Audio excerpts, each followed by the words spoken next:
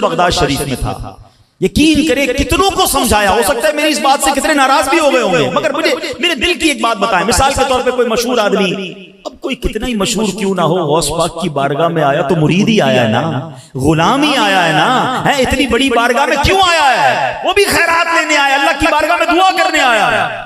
اب اس دربار میں, دربار کو چھوڑ کر سب لوگ اس کے پیچھے, اس کی تصویریں, اس کے ساتھ سیلفی. میں نے کہا مجھے ایک بات بتاؤ, ایک بادشاہ کا دربار ہو, اس بادشاہ کے دربار میں غلام آ جائے, اسی بادشاہ کا غلام آ جائے, اور تم بادشاہ کو چھوڑ کر غلام پر توجہ دو, یہ کیسی بات ہے؟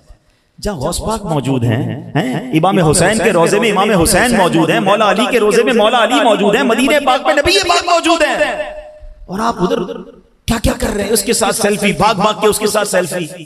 خدا کے واسطے یہ سب کام چھوڑ دیں. وہ بھی ایک غلام ہے جو اپنے آقا کی بارگاہ میں آیا ہے, اس کو اپنی حاضری دینے دیں. آپ اپنی حاضری دیں. یہ مقام ان چیزوں کے نہیں ہیں, یہ قبولیت کی گھڑیاں ہوا کرتی ہیں.